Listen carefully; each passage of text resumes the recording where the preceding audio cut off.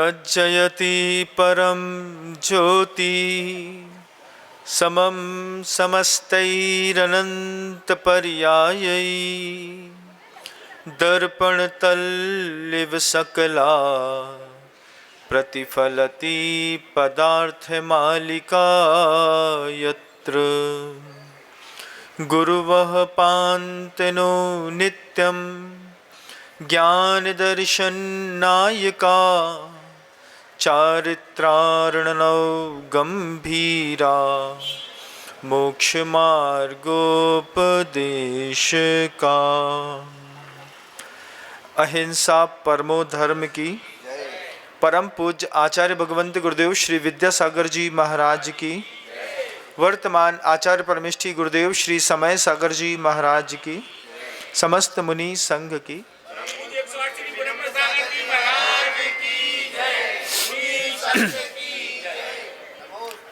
सनत चक्रवर्ती का एक कथानक कल अपन सुन रहे थे और अपन ने देखा कि सनत चक्रवर्ती दोनों देवों से संवाद करते करते जब सामायिक का समय हो गया तो चक्रवर्ती अपनी मुनिराज अपनी सामायिक में लग गए। सामायिक में जब मुनिराज सनत कुमार जी ध्यानस्थ बैठे थे, उस वक्त दोनों देव सामने बैठ करके उस सनत कुमार चक्रवर्ती जो मुनि अवस्था में आ गए थे उनके शरीर को देख रहे थे। शरीर को देखने पर दोनों देव आपस में चर्चा करते हैं कि इन मुनिराज के शरीर पर कोढ़ निकला हुआ है और मक्खियां लगातार एक ही जगह पर बैठ करके और पैरों से धीरे धीरे धीरे धीरे काट रही हैं। मक्खी होती है, उसकी सूंघने की शक्ति बहुत तेज होती है और मक्खी ही होती है जो गंदे अच्छे दोनों में बैठती है। ज़्यादा साफ सुथरे में भी मक्खी बैठती है। तुम बहुत अच्छा चेहरा चमका लेना कभी एक दिन, फिर तुम देखना कि मक्खी तुम्हारा पीछा नहीं छोड़ेगी। और बिल्कुल गंदे में भी मक्खी बैठती है, उसकी सूंघने की क्षमता बहुत तेज होती है। और दूसरी बड़ी बात, मक्खी के स्वाद, एक बार जिस स्वाद को उसने ले लिया है वो वापस उसी स्वाद को लेना चाहती है। तो कभी भी देखिएगा, मान लीजिए एक घाव है, यहाँ पर आपको हो गया, तो घाव में वही मक्खी घूम घूम करके बार बार आकर के वही मक्खी बार बार वहीं पर बैठती है। ऐसे सनत कुमार चक्रवर्ती के पूरे शरीर पर प्रत्येक अंगों में, पीठ पे, सीधे में, कमर में, पेट में, जंघा में, उरू में घाव निकले थे, उसमें मक्खियां बैठी थीं। तो देव ने अपनी विक्रिया से मक्खी को हटाने का प्रयास किया। जब चेहरे की भी मक्खियां हट रही थीं तब दोनों देव ने देखा कि सनत कुमार चक्रवर्ती के शरीर में सूजन बहुत है, स्वेलिंग आ गई है और सूजन के कारण उनके ओंठ सूजे हुए हैं, चेहरा भरा हुआ है, गला भरा हुआ है, पूरी शरीर में स्वेलिंग है। तो एक देव दूसरे देव से कहता है, अपन इनको कुष्ठापहा तेल लगा देते हैं। दूसरा देव पहले देव से कहता है, चक्रवर्ती तो ध्यानस्थ बैठे हैं, आपस में चर्चा चलती है कि देखो इनके शरीर पर कितनी ज़्यादा सूजन है। तो सोत हर एक तेल होता है, कुष्ठापहा कहते हैं। कुष्ठापहा तेल को अंग्रेजी में भी कुछ कहते हैं। क्या कहते हैं? अंग्रेजी में कुष्ठापहा तेल को कहते हैं कस्टर ऑयल। कस्टर ऑयल मतलब अरंडी का तेल। तो वो उनकी भाषा थी, उनने कहा इनको कुष्ठापहा तेल लगा देते हैं। बाजार में भी बिकता होगा, नेचुरल प्रोसेसिंग वाला कोल्ड पेस्ट भी बिकता होगा, थोड़ा सा लाल सा होता है, और जो साफ़ सुथरा बिल्कुल क्लीन बिकता है फिल्टर वो अलग होता है, लेकिन अच्छा तो कुष्ठापहा वो लाल वाला होता है। तब देखा दोनों देव, तो एक देव दूसरे देव से कहता है इनको कुष्ठापहा तेल लगा दो। कुष्ठापहा तेल लगा देने से इनकी स्वेलिंग खत्म हो जाएगी, सूजन खत्म हो जाएगी। तो दूसरा देव कहता है लगाने से नहीं होगी ना, उसको तो देना पड़ता है आहारचर्या में, और देव आहार दे नहीं सकते हैं। तो एक देव दूसरे देव से कहता है चलो किसी को प्रेरणा देते हैं, किसी को प्रेरणा देते हैं कि शरीर में इनकी सूजन है तो सूजन के साथ दर्द भी होगा। तो दर्द और सूजन में किसी घर में जाकर के किसी गृहस्थ को प्रेरणा देके कहते हैं कि कुष्ठापहा तेल होता है, उसको 10 मूल के काढ़े के साथ उबाल दिया जाता है। मस्ट अब कस्टर ऑयल है, 10 मूल का काढ़ा कभी आपने पिया होगा, याद करो कब पिया था, कब पिया था बताओ। 10 मूल का काढ़ा पिया होगा आपने जब आपकी डिलीवरी हुई होगी, जब महिला संतान देती है, जब संतान होती है महिला को, उसके बाद 15-20 दिन तक उसको 10 मूल का काढ़ा पिलाते हैं। पानी में मूल 10 प्रकार के मूल होते हैं, उन 10 मूल के काढ़े को उबालते हैं, उबाल करके उसको पिलाते हैं तो शरीर में जो दर्द होता है उस दर्द में आराम मिलता है। तो बचपन में पिया तो नहीं होगा आपने, जवानी में भी तब पिया होगा जब आपने किसी संतान को जन्म दिया होगा। लेकिन जिनके ऑर्थोराइटिस का बहुत ज़्यादा प्रॉब्लम रहता है, जिनको L4 L5 डिस्टर्ब रहती है, रीढ़ की हड्डी में स्वेलिंग रहती है, जिनके बक्खे नहीं उठते हैं, पूरा हाथ नहीं उठता है, ऐसे लोग अगर कुष्ठापहा तेल को, कुष्ठापहा तेल मतलब कस्टर ऑयल को, कस्टर ऑयल मतलब अरंडी के तेल को, हिंदी भाषा में आ जाते हैं, तो अरंडी के तेल में 10 मूल का काढ़ा पहले पानी में उबालो, उबालने के बाद उस कुष्ठापहा तेल को, अरंडी के तेल को उसी में डाल दो 2 चम्मच और उस गरम काढ़े को पीने के लिए दे दो। तो जब वो गरम काढ़ा पीते हैं तो शरीर का दर्द ठीक हो जाता है। फिर वही अरंडी का तेल होता है, उसी अरंडी के तेल, मान लीजिए कुछ फैमिली मेम्बर्स आपके ऐसे होंगे जिनको पेट में कॉन्स्टिपेशन की बहुत शिकायत होती होगी, कोष्ठबद्धता जिसको कहते हैं। तो कोष्ठबद्धता जो होती है उसके चक्कर में कई बार आहार के बाद जंगल जाना पड़ता है। मतलब आहार पहले नहीं होता, पहले तो आपको मल भरा रहता है, आप आहार करेंगे, आहार करने के बाद फिर आपको जंगल जाना पड़ेगा, या फिर 2-2 3-3 दिन तक मान लीजिए पेट साफ नहीं होता है। तो जो कुशल गृहिणी होती है वो रोटी के आटे में 2 चम्मच अरंडी का तेल मिला देती है, तेल मिला करके रोटी के आटे की बढ़िया रोटी बना करके पति को खिला देती है। और खिला देने से जब वो अरंडी का तेल पेट में जाता है तो पति की कोष्ठबद्धता जो होती है, पेट साफ नहीं होने की जो शिकायत होती है, वो दूसरे दिन से ही शुरू हो जाता है साफ सुथरा। तो क्षुधा अपने से खुल करके जठराग्नि उठ जाती है तो आदमी स्वस्थ हो जाता है। इस कुष्ठापहा तेल की बड़ी खासियत है, मतलब कोढ़ में ऊपर काम आता है, अंदर डाल दो तो दर्द में काम आता है, बाहर से आप उसको आटे में मिला करके अरंडी के तेल को अगर आप पिला देते हैं, खिला देते हैं रोटी बना करके, तो वो पेट साफ कर देता है, जिससे स्मूथ मोशन हो जाते हैं, व्यक्ति की शरीर की सूजन कम हो जाती है, व्यक्ति स्वस्थ दिखने लगता है। तो दोनों देव आपस में चर्चा करते हैं, इनके ऊपर कुष्ठापहा का प्रयोग करके इनको क्यों ना अपन सेवा करके धर्म लाभ ले लें। सनत कुमार चक्रवर्ती ध्यान में बैठे हैं सामायिक में, और दोनों देव उनके शरीर का ऑब्जर्वेशन कर रहे हैं। उन्होंने देखा कि घुटने जो थे वो फूल करके और सूजन आ गई थी। सूजन वाले उस शरीर को देख करके एक देव दूसरे देव से कहता है, इनको दर्द भी तो बहुत होता होगा ना, क्योंकि जब कर्म उदय में आते हैं तो सब तरफ से एक साथ आते हैं। जब कभी भी मुसीबत आती है ना, वो ऐसा नहीं कि छोटी सी आती है, उसी वक्त दूसरी आएगी, उसी वक्त तीसरी आएगी, उसी वक्त चौथी आएगी। और साधु जीवन जीते जीते एक बात का अनुभव हुआ है, आप जिस घाव को भरना चाहते हैं उस घाव में 3-4 बार तो चोट लग ही जाती है, कभी भी देखिएगा। और ऐसा नहीं कि पैर के घाव में चोट लग जाती है, आपके शरीर में कहीं भी कोई भी घाव हो जाए, जब उसके ऊपर की पपड़ी एक पतली सी आकर के लेयर बनने लगती है, उसी वक्त कहीं ना कहीं से एक धक्का लगता है, वो फिर फट जाती है 3-4-5 दिन के लिए, फिर वो प्रोसेसिंग पीरियड बढ़ जाता है। ऐसे ही असाता कर्म के साथ होता है।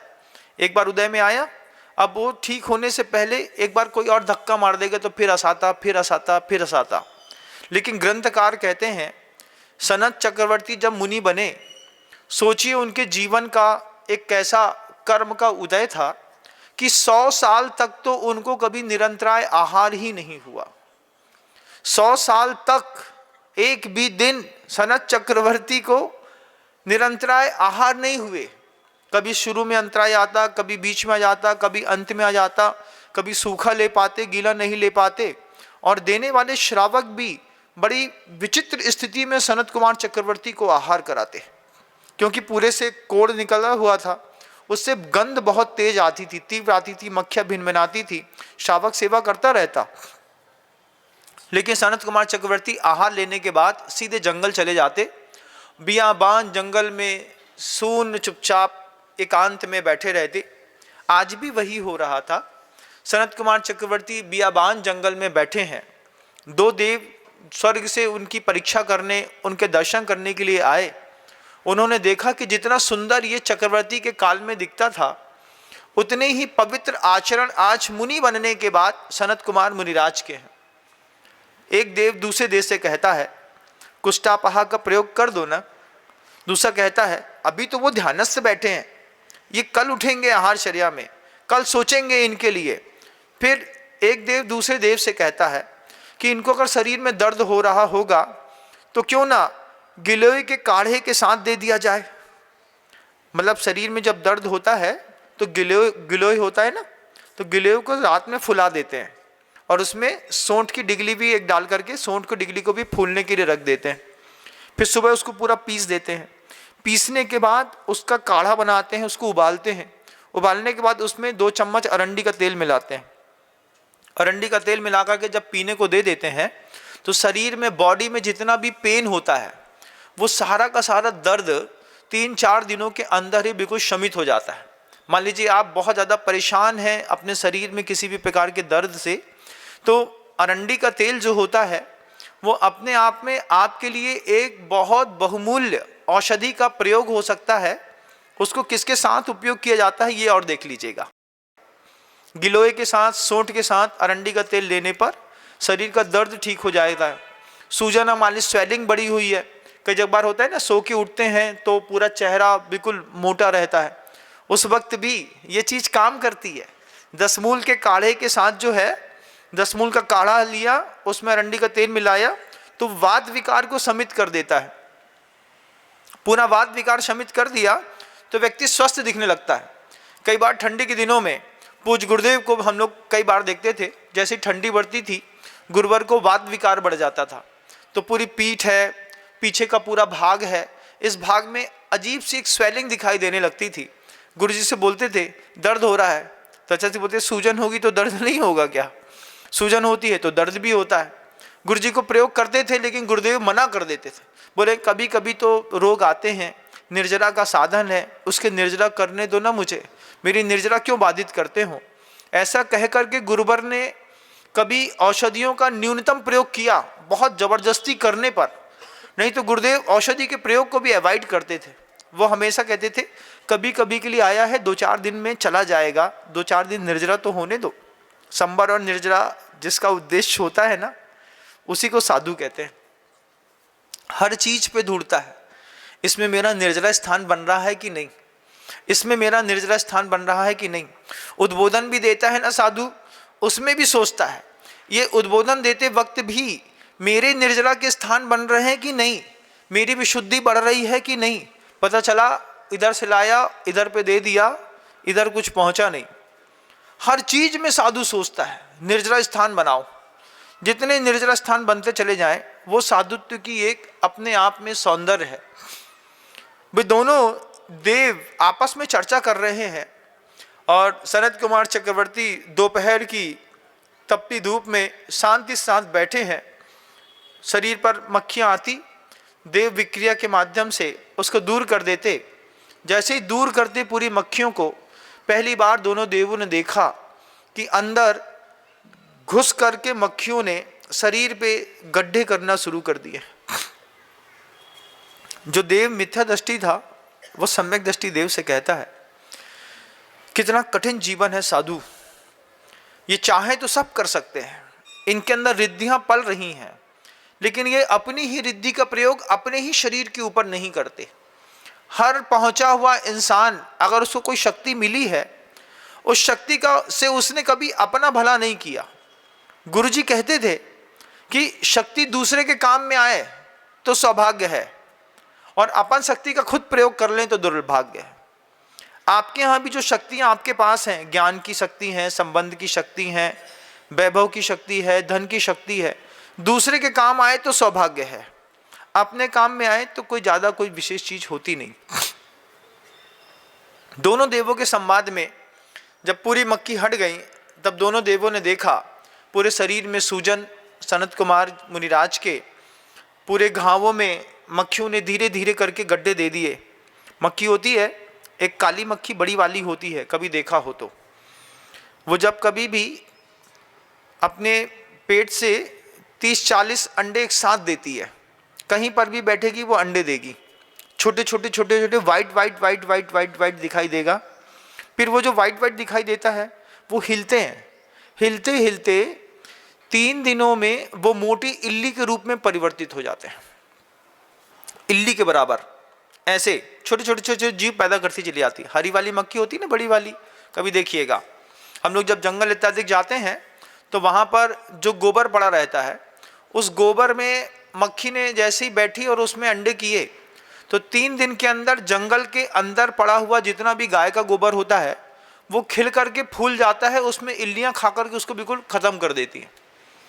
ऐसे ही जब वो मक्खी सनत कुमार चक्रवर्ती के घाव में बैठी थी, तब उन्होंने देखा कि अंदर इल्लियां बिलबिला रही हैं। लेकिन सनत कुमार चक्रवर्ती ध्यानस्थ बिल्कुल शांत भाव से बैठे हैं। अब जब ऐसे भाव से बैठे थे, तब दोनों देवों में से जो मिथ्या दृष्टि देव था, उसको सनत कुमार चक्रवर्ती के पूरे इस चर्या को देख करके सम्यक्त की प्राप्ति हो गई। वो देव कहता है, अज्ञानोपास्तिरज्ञानम ज्ञानम ज्ञानी समाश्रय ददातु यत्तु यस्सास्ति सुप्रसिद्ध मिदम वचः। क्या है? जिसके पास जो होता है वो देता है। अज्ञानी की सेवा करोगे, अज्ञान मिलेगा, ज्ञानी की सेवा करोगे, ज्ञान मिलेगा। और सनत कुमार चक्रवर्ती के उस पूरे के पूरे व्यवहार को, चारित्र को देख करके उसके देव के मिथ्यात्व के पर्दे टूट गए।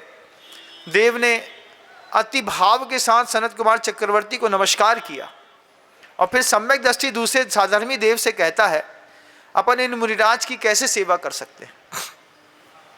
कभी कभार आपके घर में भी कभी हुआ होगा, देखिएगा, कभी मान लीजिए घर के किसी फैमिली मेंबर्स को माउथ कैंसर हो गया हो, माउथ कैंसर में बाहर एक घाव हो गया हो। अभी हम लोग खाते गांव में थे, 2019 या 20 की बात है, 20 की बात है। तो एक व्यक्ति नागपुर के आए थे, उनके माउथ कैंसर हो गया, तो यहाँ पर छेद हो गया। अब छेद होने पर उसमें खुला था, बिल्कुल फुल टाइम बंद रहता था, तो उसको खोल दिया। खोलने पर धूप में बैठ करके उसको सेक रहा था, तो उसमें एक मक्खी बैठ करके चली गई। सेंसेशन था नहीं, उसको समझ में आ नहीं रहा था, मक्खी बैठ करके चली गई, तो मक्खी ने उसमें 30-40 अंडे दे दिए उतनी देर में। 3 दिन तक जब उसके इस गाल के भाग में सेंसेशन खत्म हो गए थे, तो मक्खी जो अंडे दे गई थी, उससे जो इल्लियां बड़ी हुई, उन इल्लियों ने यहाँ से गाल को छेद करके उसके गले से नीचे उतरना शुरू कर गई। जब उनके घर वालों ने बताया, महाराज ये गले में ऐसे हमने देखा नहीं, हमको लगा खुला है, कुछ नहीं है, रात भर में मधुमक्खी के द्वारा दी गई अंडे ने पूरे मांस को खा करके अंदर चली गई। गले में सेंसेशन था, रात में सोते सोते इनको लगा कि गले में कुछ चल रहा है। जब ऐसा किया तब पता चला कि घाव की इल्लियां मोटी होकर के गले के नीचे उतर रही हैं। शरीर में कितनी सड़ांध है बंधु, अपन कितना भी धो लें, जो धोवे त्यों मैली। क्या जीवन है? जब तक ये पतली सी चमड़ी चिपकी हुई है, तब तक जीवन बहुत अच्छा दिखाई दे रहा है, लेकिन अंदर कितने रोग पल्लवित हो रहे हैं। प्रतिदिन मृत्यु के मुख की ओर अग्रसर होती जिंदगी है। अपने आप को शहंशाह समझने वाले लोग अपनी कीमत भी नहीं जानते। लगता है हमें कुछ नहीं होगा, रात में सोते सोते रोग बढ़ते हैं, इस बात को ध्यान रखिएगा। एक उम्र हो जाती है ना, 45-48 साल निकल जाए, 50 साल निकल जाए, 50 साल के बाद गृहस्थ, जैन गृहस्थ और जवाबदार हो जाता है। वो जानता है रात में सोएंगे, सुबह चेहरा सूजा मिलेगा। मैं देखता हूँ एक साधु को, जब वो उठते हैं, उठने के बाद 2.5-3 घंटे तक उनके चेहरे पर स्वेलिंग बनी रहती है। जब भी उनको देखता हूँ कि वो स्वेलिंग बनी रहती है, तो मैं उनसे भी यही कहता हूँ कि आपकी ज़िंदगी का दूसरा पड़ाव ऐसा शुरू हो गया है, किसी दिन ये रोग, चेहरे का रोग पूरे शरीर पे आ जाएगा और धीरे से ही ले करके चला जाएगा। वो हंसते हैं, मुस्कुराते हैं, वो कहते हैं हो गया, ठीक है, होता रहता है। लेकिन मैं उनसे बार बार कहता हूँ कि ये चेहरे की स्वेलिंग जिस दिन शरीर पे उतरने लगी, उसके बाद जिंदगी के पन्ने बहुत देर तक नहीं टिकने वाले। जब वो मैंने देखा, आंख से देखा, शायद मुनिराज ने भी देखा होगा, वो इल्लियाँ ऐसे गले से नीचे उतर करके पेट में जाने लगी, और एक दो नहीं, कई इल्लियाँ हो गई थी। घाव ने 3 दिन में घाव का साइज इतने से बढ़ा करके इतना बड़ा कर दिया, आर पार पूरा छेद दिखाई देता था, पूरा छेद इतना बड़ा, जितना बड़ा अंजीर होती है ना, उतना बड़ा छेद गाल पे हो गया था, आर पार इल्लियों ने तक खा लिया। शरीर इतना घिनौना है, हम कितना भी कुछ भी कर लें, जब तक तेज कर्म हमारा उदय में नहीं आ रहा है, तब तक जितना अच्छा कर सकते हो कर लो, जितना अच्छा कर सकते हो। सौंदर्य अगर अपना देखते हो तो एक बार ग्रंथों में किसी और का भी सौंदर्य देखना। चक्रवर्ती की पटरानी का सौंदर्य देखो, तीर्थंकर की माँ का सौंदर्य देखो, तीर्थंकर की स्त्रियों का सौंदर्य देखो, राजुल का सौंदर्य देखो कैसा होता होगा। उनके सामने अपन कुछ नहीं लगते, लेकिन उसके बाद भी लगातार जो ऊर्जा सिर्फ 5 इंद्रियों में जाती है, इस 5 इंद्रियों में जाती हुई ऊर्जा को ये कथानक विश्राम देने के लिए प्रेरणा देते हैं। कहानी सिर्फ कहानी नहीं होती, कहानी के बीच में अपना जीवन खोजना पड़ता है कि अभी मेरे कोई कर्म का उदय आ गया तो मैं क्या करूंगा। जो लोग हैवी मतलब माउथ च्युइंग करते हैं, तम्बाकू खाते हैं, उनके परिवार के लोग भी परेशान रहते होंगे। जब तक कर्म उदय नहीं आया तब तक जितना जिंदगी जी ली, पता चला एक तम्बाकू की पुड़िया और यहाँ पर कोई कैंसर करा गई, उसके बाद कितना बुरा होता है, परिवार पूरा अस्त व्यस्त हो जाता है। इसलिए सजगता की और संभलने की हमेशा जरूरत रहती है। दोनों देव लगातार सनत कुमार मुनिराज को देख रहे हैं और दोनों देव आपस में चर्चा करते हैं। इन मुनिराज के शरीर के अंदर ये जो घाव हो गया है, घाव में इल्लियां हो रही हैं, उसके बाद भी ये मुनिराज उस इल्ली को निकालने के लिए प्रतिकार नहीं करते। क्या इनको वेदना नहीं होती होगी? दूसरा कहता क्यों नहीं होती होगी, होती है, लेकिन उसके बाद भी वो सह रहे हैं। दोनों देव की चर्चा चल रही, सनत कुमार ध्यान में आराम से बैठे हुए हैं। एक देव दूसरे देव से फिर कहता है इनके शरीर के ऊपर भी अगर कुष्टापहा तेल लगा दिया, कुष्टापहा तेल का नाम ही है, अरंडी का तेल होता है ना, वो अरंडी के तेल को कुष्टापहा कहते हैं, कोढ़ में काम आता है। वो थोड़ा गाढ़ा होता है ना, तो गाढ़ा होने के कारण जो होता है वो जैसे ऊपर लगा दिया तो वो धीरे धीरे धीरे धीरे करके ठंडी के दिनों में वात के चक्कर में शरीर पूरा रूखा हो जाता है। रूखा होने पर कोढ़ी को ठंडी के दिन में और वेदना होती है। सोराइसिस जिसको हो जाता है, तो सोराइसिस में भी जहाँ पूरे चेहरे लाल हो जाते हैं, हाथ पैर लाल हो जाते हैं, कटने फटने लगते हैं, उसमें भी वो अरंडी का तेल बहुत काम करता है बंधु। सोराइसिस में भी अरंडी के तेल को अतिरिक्त ऊष्मा दी जाती है, गर्म पानी में तेल रखा जाता है, तेल को गर्म नहीं किया जाता है, ध्यान रखिएगा। जितने भी औषधि वाले तेल होते हैं, इन औषधि वाली तेल को कटोरी में रख करके गैस पे नहीं चढ़ाते। इसके लिए एक पानी में पानी उबालते हैं और फिर पानी में बीच में कटोरी रख करके वो तेल गर्म करते हैं, जिससे उसका औषधि गुण कभी खत्म नहीं होता। फिर उस तेल को निकालते हैं, उसमें कुछ मिक्स करके फिर लगा देते हैं। ये दूसरी चीज़ों में भी काम आता है। मतलब क्या चीज़ है, आयुर्वेद के क्या सिद्धांत हैं। अब सोचिए कि ये ठंडी के दिनों में अगर मान लीजिए आपको शरीर के अंदर थोड़ा सा ग्लो लाना है, उसके लिए भी अरंडी का तेल काम करता है, ग्लो में भी। मतलब उसको एंटी डायरेक्शन में जब हम मसाज कर लेते हैं, रात में मसाज करके सो जाइए, सुबह आप नहा लीजिए, पूरे दिन चेहरा ग्लो करता है, पूरी बॉडी ग्लो करती है। ये एक अच्छा एंटीऑक्सीडेंट भी है। चीज़ें सही बता दी जाएं, सही वक्त पर बता दी जाएं। तो बस एक ही भाव रहता है कि जो लोग नहीं जानते हैं कम से कम वो जान जाएंगे तो जान से नहीं जाएंगे, और अगर नहीं जान पाएंगे तो जान से चले जाएंगे। और आपकी जान हमारे लिए कीमती है, क्योंकि जान है तो जहान है। इसलिए सोचता हूँ कि अच्छी चीज़ें बता देनी चाहिए और बोल देता हूँ। पूरी दुनिया मुझे गौर से सुनती है, इसके लिए पूरी दुनिया को धन्यवाद भी देता हूँ। और जैसे ही दोनों के बीच में संवाद हो रहे थे, इतने में सनत कुमार चक्रवर्ती के समाइक का काल पूरा हो गया। लगातार 2.25 घंटे तक समाइक करने के बाद सनत कुमार चक्रवर्ती जब खड़े हुए और उनके पूरे शरीर को, बिना मक्खी वाला जब पूरे शरीर को देखा, तो दोनों देव ने हाथ जोड़ लिए। फिर सनत कुमार चक्रवर्ती उन दोनों देवों को देख करके मुस्कुराते हैं और मुस्कुराते हुए कहते हैं, तो हाँ देव कुमार, हमारा आपका कोई संवाद चल रहा था।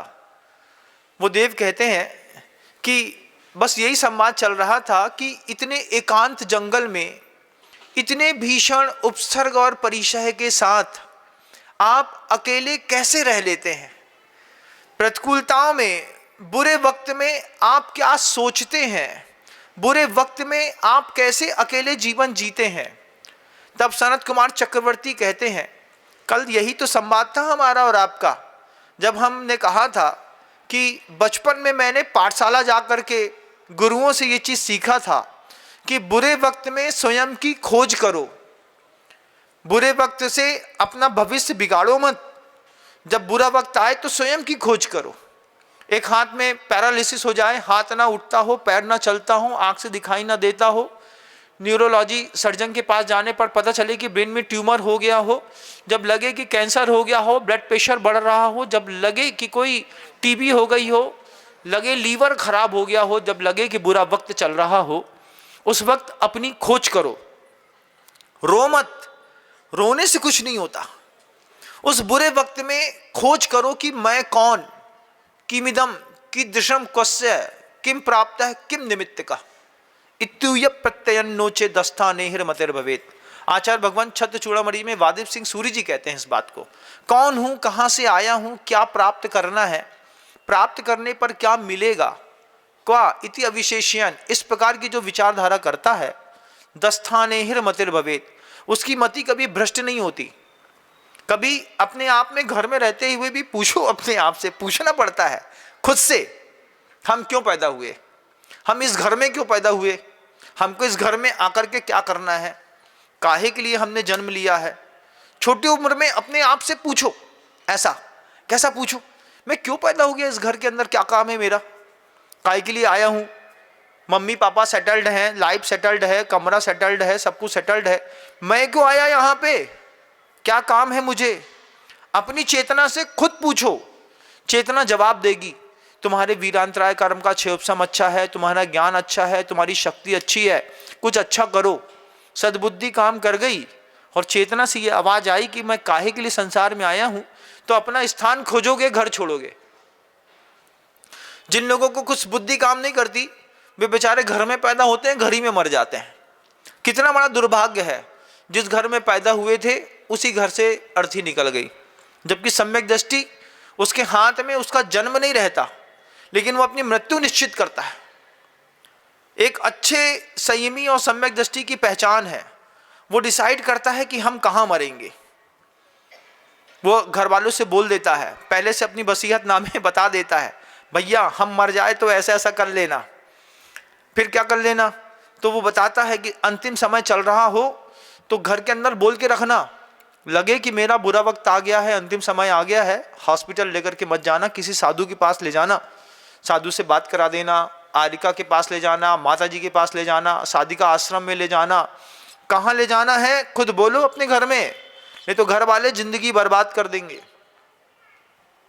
7 प्रतिमाधारियों को देखा, घर में बोल नहीं पाई कि हमारी 7 प्रतिमा है, बच्चे मोह के चक्कर में उठा करके रात में 11 बजे हॉस्पिटल ले गए। रात में 2 बजे गोली खिला दी, ड्रिप लगा दी, सारे इंजेक्शंस लगा दिए, पूरी प्रतिमाएं खराब कर दी, संश्लेष किया और 4 बजे सुबह उनकी मृत्यु हो गई। प्रतिमाधारी ने 35 साल तक व्रत का पालन किया। अंतिम संलेखना के समय पर घर वालों के मुंह ने ऑक्सीजन लगा दी, वेंटिलेटर लगा दिया, दुनिया भर की छेदन भेदन करा दिए। साधु के पास लेकर के नहीं गए। साधु के पास ले जाते तो क्या बिगड़ जाता? साधु क्या कौन है साधु? क्या उसको संलेखना के विज्ञान नहीं आते? उसको शरीर की स्थितियों के बारे में पता नहीं है? सब समझता है, वेल एक्सपर्ट, हर चीज जानता है कि देह से देहांतरित होने की क्या कलाएं होती हैं। हर सम्यक दृष्टि का पहला कर्तव्य है, पैदा होना किसी घर में, किसी मां के गर्भ में मजबूरी थी, उसके बिना बनता नहीं है। उसी घर में मर जाना दुर्भाग्य है। अपने घर के लिए आप भी निश्चित करिए।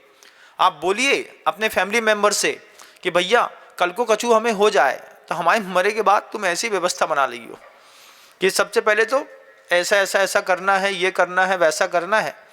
तब जाकर के आपको सेटिस्फेक्शन मिलेगा कि हमने अपनी मृत्यु संवार ली। वो वहां पर सनत कुमार चक्रवर्ती, दोनों देव उनको देखते हैं और पूछते हैं कि इतने घोर दुर्दांत उपसर्गों में, ये बियाबान जंगल में अकेले रहते हैं, कैसे रहते हैं, क्या सोचते हैं, क्या आपके विचार में चलता है जिसके कारण आप अकेले रह करके भी विचलित नहीं होते? सनत कुमार चक्रवर्ती बड़े प्रेम से कहते हैं, कल आपको बताया था, जब मैं यहाँ रहता हूँ, इक्षन्ते कांत संवासन जनितम निर्जरादर। क्या होता है? अगर कोई ज्ञानी पुरुष एकांत में बैठा है, इक्षन्ते कांत संवास, ज्ञानी को एकांत अच्छा लगता है, वो चाहता है कि कोई ना आए मेरी जिंदगी में तो कम से कम मैं अपना स्वस्थ चिंतन कर सकूं। तो अकेले में क्या चिंतन करेगा? अपनी गति सोचेगा, अपनी जाति सोचेगा। कौन सी जाति है? संगी पंचेंद्री जाति के अलावा भी एक दूसरी भी जाति होती है, उस जाति का भी चिंतन करिए। पंचेंद्रियत्व की जाति का चिंतन करते हैं, इसके साथ जिस सोसाइटी में रहते हैं उस सोसाइटी का भी चिंतन करिए। मैं जिस कुल में आया हूं, माँ की वंश को जाति कहते हैं, पिता के वंश को कुल कहते हैं। मान लो कभी कोई कह दे, माँ की गाली ना देकर के कह दे तुम्हारी तो जाति ही खराब है, इतनी बड़ी बात हो, उतनी बड़ी बात कह दी, उतनी ही बड़ी बात कह दी, तुम्हारी जात खराब है मतलब तुम्हारी माँ खराब है। क्योंकि जात का संबंध माँ से होता है, कुल का संबंध पिता से होता है। तो फिर अपनी वो जाति भी देखिए, जिस जाति मतलब जिस धर्म में है वो भी देखिए, फिर माता की जाति भी देखिए, अपनी जाति भी देखिए और पंचेंद्रिय की जाति भी देखिए, और देखिए कि इसमें कहीं से कहीं तक कोई संकरता का दोष तो नहीं है।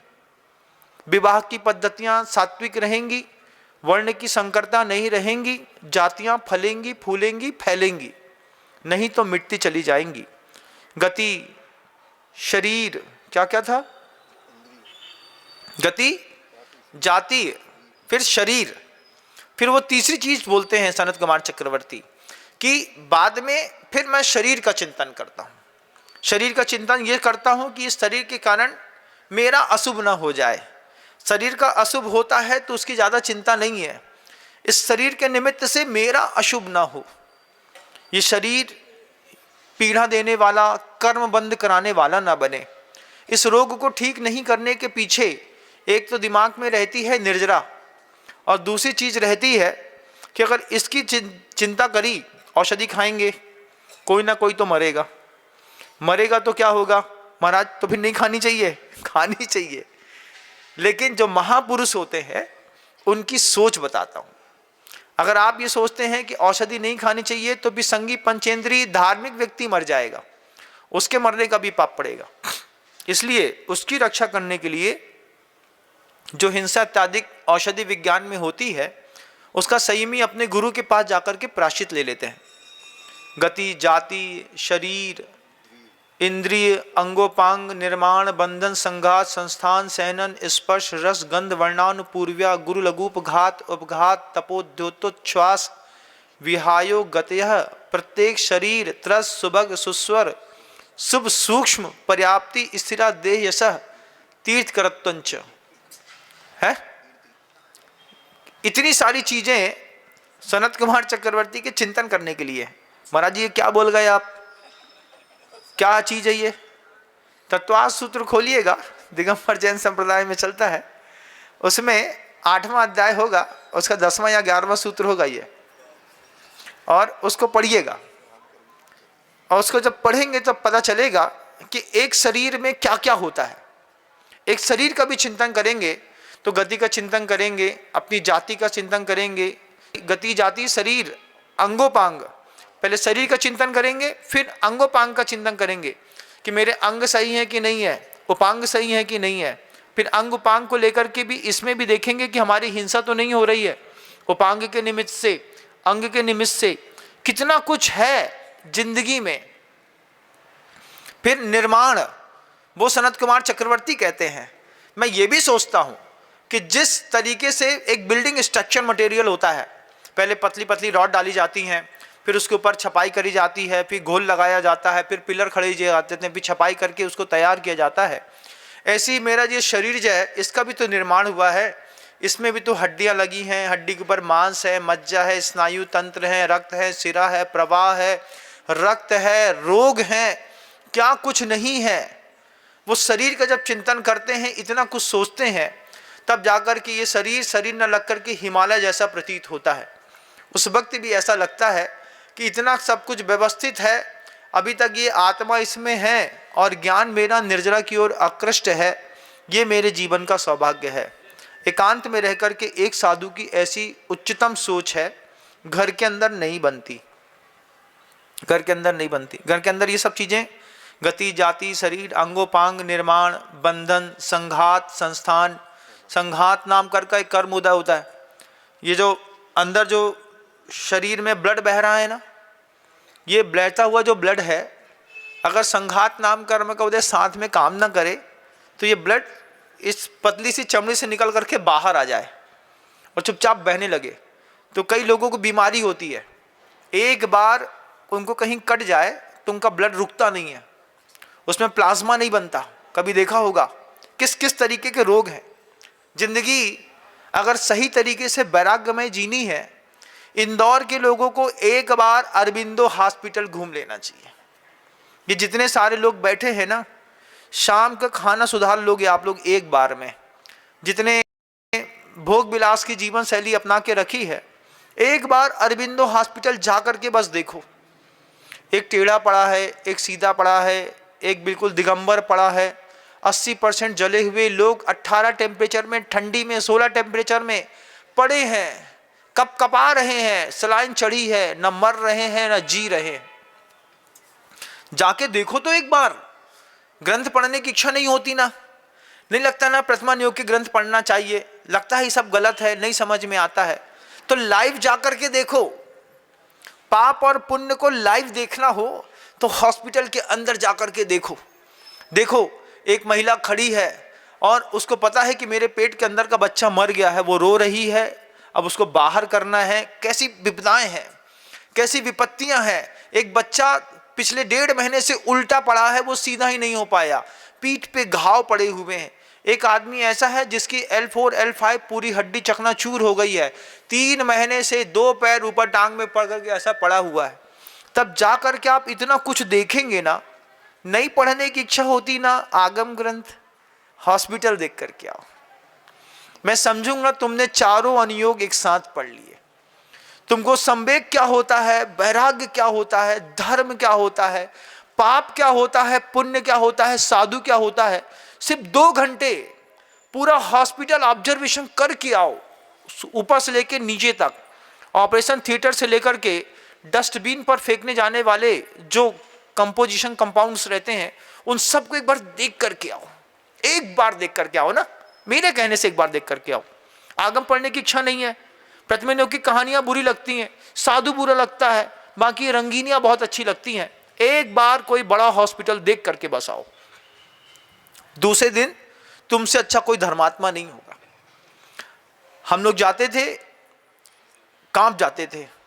जाकर के देखा है, किसी के पास पैसे नहीं है, वो मांग रहा है, कोई प्रार्थना कर रहा है भगवान से मेरी माँ को बचा लो, कोई बच्चा कह रहा है मेरे पापा को बचा लो। क्या कुछ नहीं होता वहां पर, एक साथ सब होता है।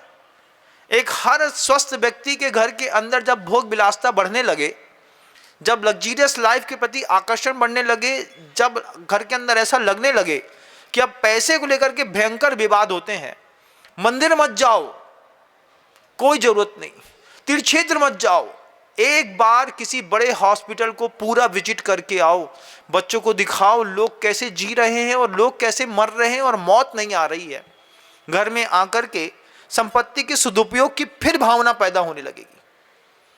अभी जो बहुत कुछ दिखता है ना, पुण्य के उदय से आ रहा है, चारों तरफ से आ रहा है, अरे लगता है मान, ईर्ष्या, कसाय, अहंकार, लोभ, क्रोध, इन सब चीजों में फंसी हुई जो जिंदगी है एक बार में सुधरेगी, एक बार में।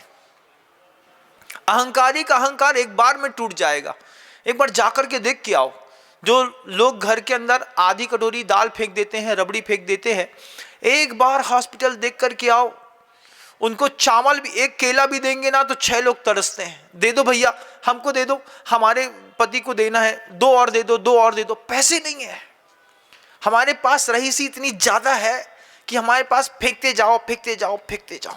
क्यों? आता तो है, बेहिसाब आता है कि दुनिया के दिखावे में ना यो बड़ी बेकार है दुनिया।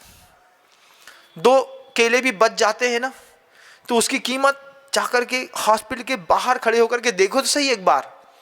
जब डॉक्टर कहता है कि ये दवाई दूध में मिला करके केला के साथ ही देनी है, केला मांगने वालों की ऐसी लाइन लगी रहती है, हाथ खोल करके लोग बोलते हैं भैया हमको दे दो ना, और हमारे घर के नौटंकीबाज क्या करते हैं, हम नहीं खाएंगे, फेंक दिया, एक एप्पल यहाँ फेंक दिया, 2 सेब वहां सड़ गए, वो केला वहां सड़ गया, 4 रोटी फेंक दी, थाली फेंक दी। ना अन्न का बहुमान है, ना धन का, ना पर्याय का बहुमान है, ना आगम की जानकारी है। आचार्यों ने सूत्र लिखा है, जगत काय स्वभावो व संवेग वैराग्यार्थम। पाप से डरना है, भीति पैदा करनी है तो एक बार हॉस्पिटल घूम करके आओ, एक बार बर्न यूनिट देख करके आना। 4 पेशेंट लेटे होंगे एक ही कमरे में और इतनी बुरी स्थिति में लेटे रहते हैं, 70% 80% जली हुई महिला, वस्त्र नहीं पहन पाती, पूरे शरीर में पतली पतली पतली पतली रुई चिपका दी जाती है और रुई में वो भूत के जैसी ऐसी पड़ी रहती है, मौत नहीं आती है। परिवार के लोग प्रार्थना करते हैं इसको उठाओ भगवान, ये जी नहीं पाएगी यहाँ पर। और हम सूट बूट कोट में तैयार होकर के शाम को जा कर के किसी के यहाँ नॉनवेज खा लेते हैं, किसी होटल में चले जाते हैं, दुबई चले जाते हैं, बैंकॉक चले जाते हैं, स्विट्जरलैंड और पता नहीं कहाँ कहाँ दुनिया में चले जाते हैं लोग। बाकू जा रहे हैं, पाकू चले जाते हैं, वो यूरोप टूर में जाना है, घूमना है, दुनिया भर की चीज़ें करनी है, समझे, सब जाना है और सब करना है, लेकिन वैराग्य को स्वीकार नहीं करना है। घर को, अपने दिमाग को अंडर कंट्रोल में रखना है। तीर्थ क्षेत्रों से अगर ना हो, भगवान के मंदिर से ना हो तो हॉस्पिटल से जरूर होता है। ये बात 100% सत्य है, 100%। कि जितना भी वैभव के प्रति लिप्सा और भोग है, एक बार हॉस्पिटल का सही विजिट कर लिया सब छूट जाएगा। क्योंकि हम सीझे और सधे हुए लोग हैं, हमारे अंदर अभी भी करुणा का जल है तो कांपेंगे। जिनके पास करुणा का जल नहीं है वो नहीं कांपते। मरचुरी में जाकर के देखो कितनी डेड बॉडी पड़ी है, कितनी ज़्यादा चीज़ें पड़ी हैं वहाँ पर, सड़ रही हैं, गल रही हैं, लोग उसी में रह रहे हैं, वहीं पे खा रहे हैं। तब लगेगा शुद्ध भोजन की कितनी कीमत होती है। सनत कुमार चक्रवर्ती कहते हैं, सोचने के लिए, विचार करने के लिए इस बियाबान जंगल में गति है, जाति है, शरीर है, अंगोपांग है, निर्माण है, बंधन नाम कर्म का जो मेरा उदय चल रहा है, मैं उस बंधन नाम कर्म के उदय को देख रहा हूँ। मैं देख रहा हूँ कि संघात की जो प्रक्रिया है वो भी अभी शरीर पे स्थिर है, नहीं तो बैठे बैठे ही पूरे रक्त का प्रवाह बाहर निकल गया होता और ये देह छूट गई होती तो मेरे निर्जरा स्थान खत्म हो गए होते। संघात, सहनन, संस्थान, सम चतुरस संस्थान है, वज्र विषम नाराज सहनन है, इन सब चीज़ों का सनत कुमार चक्रवर्ती अकेले में बैठ करके, ये शब्द ऐसे हैं, ये किसके शब्द हैं? उतने सुंदरतम परमात्मा के हैं जिन्होंने धर्म की व्याख्याएं लिखी। अन्य मतों में ये शब्द तक दिखाई नहीं देंगे। कोई नहीं कहेगा गति का चिंतन करो, जाति का चिंतन करो, शरीर का चिंतन करो, अंगोपांग का चिंतन करो। निर्माण नाम से बॉडी स्ट्रक्चर बना है, किसी भी मत में इस बात की जानकारी तक नहीं है। संघात कोई नाम कर्म होता है, कोई नहीं जानता। सहनन, हड्डियों के मजबूती को सहनन कहते हैं। जब यही हड्डियां घुरने लगती हैं ना, क्या होता है, महाराज बैठे बैठे थोड़ी से सोए, उतने में कमर की चटक गई, घुटने की चटक गई, हाथ की चटक गई, वो सहनन नाम कर्म का खत्म होता चला जा रहा है। आदमी बैठे बैठे लुढ़क जाता है। तो बैठा कैसे है, 6 घंटे तक बैठे हैं तो कैसे बैठे हैं, सहनन काम कर रहा है। हड्डियों के बंधन का नाम है। हड्डियां कैसे बंधी हैं, उसके भी अलग अलग व्यवस्थाएं हैं। जैसे हमारी आपकी जो हड्डियां होती हैं पंचम काल में, तो वो एक के ऊपर ऐसे एक दूसरी हड्डी रखी रहती है, और रखी हुई हड्डी के ऊपर जो है ऐसे मांस लिपटा होता है, लिगामेंट्स पूरे लिपटे होते हैं, वो ऐसी सर्कुलेट होती रहती है, ऐसी ऐसी ऐसी ऐसी होती रहती है। लेकिन जो तीर्थंकर होते हैं उनकी हड्डियां ऐसी नहीं होती, उनकी हड्डियों के बीच में एक वज्र की कील रहती है। तो वज्र की कील होने के कारण उनका नाम रखा जाता है वज्र वृषभ नाराज सहननन। कैसा है वो कि वज्र की कील से दोनों हड्डियां ठुकी हैं, कोई कितनी भी कोशिश कर ले, ना उनकी हड्डियों में क्रैक्स आते हैं, ना उनके जॉइंट्स खुलते हैं, ना कभी पेन में कभी किसी भी प्रकार का दर्द होता है। जितने भी तीर्थंकर होते हैं, आप उनको बाण भी मारेंगे ना तो उनके शरीर के अंदर बाण नहीं घुसेगा। इस बात की उनकी खासियत रहती है, शरीर ऐसा बन करके आता है। ऐसे भी नाम कर्म होते हैं। कहाँ लिखा है, परमात्मा ने कहा है। वो परमात्मा कहाँ है, वो परमात्मा नहीं है। परमात्मा को देखना है ना तो परमात्मा के धर्म को देखिए, और परमात्मा का धर्म देखना हो तो उन ग्रंथों में देखिए जो परमात्मा की देशना से उपदिष्ट होकर के ग्रंथालयों में रखे हुए। वहां जाकर के समझ में आता है कि भगवान किसको कहते हैं। दया को, करुणा को, अहिंसा, संयमो, तपो, ये भगवान है। वो भगवान नहीं है जो बकरा मांगता है, वो भगवान नहीं है। उसकी पूजा भी नहीं करनी है, उसकी अनुमोदना भी नहीं करनी है। ना मंगलवार को, ना शुक्रवार को, ना शनिवार को, ना रविवार को, ना सोमवार को। कोई भी वार में वो भगवान बुलाए, सम्यक दृष्टि बोलता है हमसे तो ना हो पाएगा। अपने जिंदगी को बचाने के लिए किसी दूसरी जिंदगी में दांव लगाना हमसे तो ना हो पाएगा। जाकर के अन्न मतों में पूजा कराते हैं ना, 500 रुपये दे दिए, भैया हमारे नाम की पूजा कर देना, बड़ी वाली कर देना। बड़ी वाली पूजा में तुम्हारे नाम से चूजा काट दिया, उसने चढ़ा दिया, उसका पाप कौन भोगेगा। तो भी क्या करना, हमसे तो ना हो पाएगा।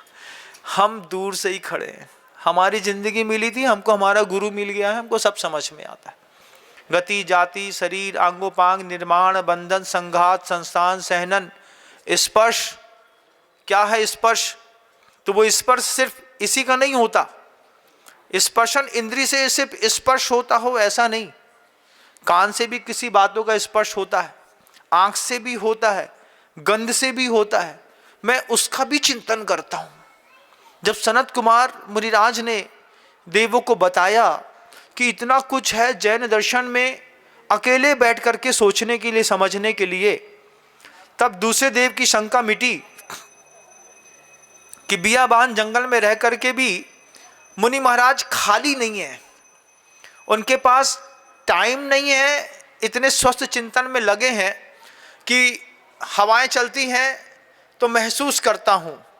क्या शरीर में जब पीड़ा होती है, खुजली होती है, तो महसूस करता हूँ कि दक्षिण दिशा से चले हुए कीवट के वृक्षों की जो हवा है वो शरीर में खुजली पैदा करती है। केमाच का पेड़ होता है ना, क्या कहते हैं उसको,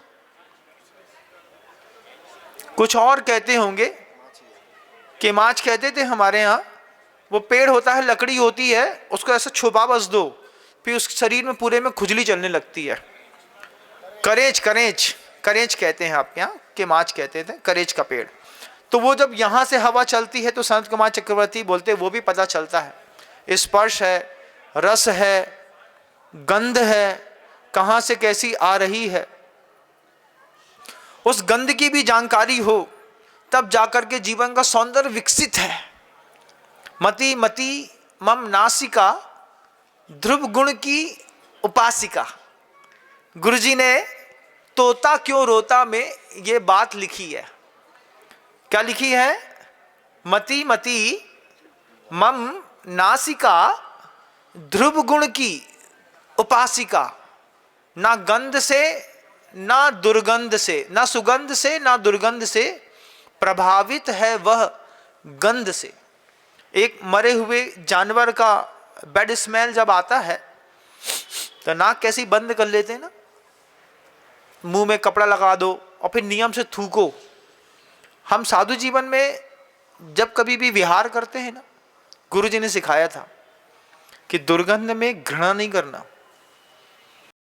समता के साथ सह करके आगे निकल जाना, और उसके बाद थूकना तो बिल्कुल भी नहीं। और आपके मुंह नाक में एक बार बैड स्मेल दे दें तो फिर थूकने की इच्छा तो हो ही जाती है, एक बार तो आप जरूर थूकेंगे। लेकिन हम लोग इतनी बार रोड से निकलते हैं, मगर में मृत पशु पड़े रहते हैं, लोग अपनी नाक बंद कर लेंगे, कुछ कर लेंगे, फिर वहीं पर वो शब्द याद आते हैं, मति मति मम नासिका ध्रुव गुण की उपासिका। जब गुलाब के फूल की खुशबू आ रही थी तो तुम खींच रहे थे, अब जब उसकी बदबू आ रही है, एक बार उसको भी खींच करके देखो कि अगर तुम्हारी डेड बॉडी भी 4 दिन तक पड़ी रहेगी तो ये इसके साथ भी यही हाल होने वाला है। जब तक प्राण है, जब तक ऊष्मा है, जब तक ये रंगीनियां हैं बंधुओं, जिस दिन प्राण निकला उस दिन इस शरीर से चिपके हुए लोग भी शरीर को देखना पसंद नहीं करेंगे। किसी कवि ने बड़ी अच्छी बात कही थी, कभी किसी पुस्तक में मैंने पढ़ी कि सुख में आन सभी मिल बैठत। हो सकता है आपने सुना हो, नहीं सुना हो तो सुनिएगा। जब कभी भी घर के अंदर अच्छी समृद्धि रहती है ना, तो सुख में आन सभी मिल बैठत रहत चहु दिस घेरे। घर के अंदर लॉटरी लग जाए, शेयर का रेट बढ़ जाए, एक बार 5 करोड़ का बंगला बना लो, अपने आप रिश्तेदार फोन लगा के पूछा, क्या भाई साहब सब अच्छा चल रहा ना? फिर दूसरे दिन बोले, जीजा जी हम तो आपसे कब से बात कर वो चाहते। फिर तीसरे दिन, बेटा तुम ठीक तो हो? क्या है, सुख के दिन चल रहे हैं।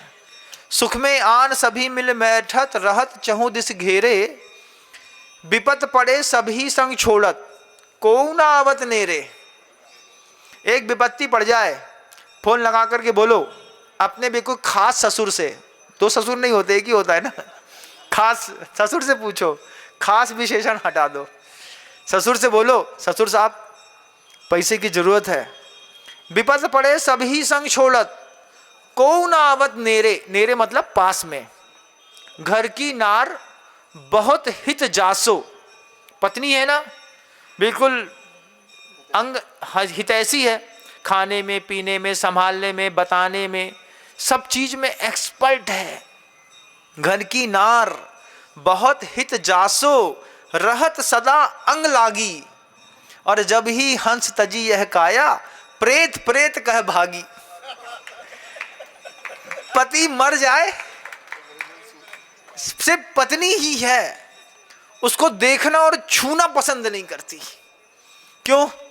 उसमें लिखा है, घर की नार बहुत हित जासो रहत सदा अंग लागी, जब ही हंस तजी यह काया प्रेत प्रेत कह भागी। वो दूसरे कमरे में बैठी रहेगी, पति की डेड बॉडी दूसरे कमरे में पड़ी रहेगी, वो उसके सामने ना बैठेगी, ना देखेगी, ना रोएगी, ना कुछ करेगी। क्या करेगी? जब 15-25 लोग खड़े रहेंगे तब वो अपनी भक्ति का प्रदर्शन कर देगी 5 मिनट के लिए, और फिर उसके बाद बोलेगी, उठाओ इसको, गया, कुछ जिंदगी जीने दो, उठाओ। तो वो रो रो करके, पत्नी बार बार यही कहती है, जल्दी करो, टाइम बर्बाद मत करो। घर की नार बहुत हित जासो रहत सदा अंग लागी, जब ही हंस तजी यह काया प्रेत प्रेत कह भागी। ऐसी भागते हैं लोग, तो हम सोचते हैं कि कोई हमारा अपना है। ये सब भ्रम की चीजें हैं बंधु। अभी मेरे साथ हुआ, कोइंसिडेंस अभी हुआ, एक मतलब दंपति थे, तो उनके हस्बैंड एक्सपायर हो गए। तो पत्नी आई 6 महीने बाद, आकर के रोने लगी, हमारे जो चले गए, हमें बहुत दुख है, हम नहीं रह सके इनके बिना। हमने कहा, भाई ये झूठ की बातें क्यों बोलती है हमारे सामने, साधु के सामने ऐसा नहीं बोलते। और तेज रोने लगी, महाराज जी अब हमें कौन संभाले, क्या करें हम, क्या करें, हमारी जीवे की इच्छा नहीं बढ़ी। तो उनके घर वाले फैमिली मेंबर्स आ गए, मम्मी ऐसे ही हो गई महाराज जी, मम्मी को तब बिल्कुल कुछ भी नहीं सूझ रहा है। हमने कहा जैसे फालतू की बातें हैं, अगर तुमको तुम्हारे पति के जाने का गम होता तो तुम हेयर की डाई नहीं लगाती भैया।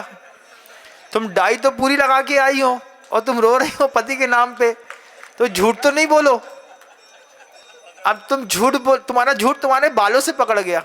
हमने कहा 6 महीने पहले अगर इस महिला ने डाई लगाई होती तो अभी तक तो पूरे सफ़ेद दिख रहे होते। तो पूरी लगा करके कंप्लीटली होकर के आई और फिर रोने लगी। तो ये जो इमोशंस के साथ आदमी को जीने की आदत है ना, इससे भी बचना पड़ेगा। ये भी हमारे परिवार के लिए घातक है।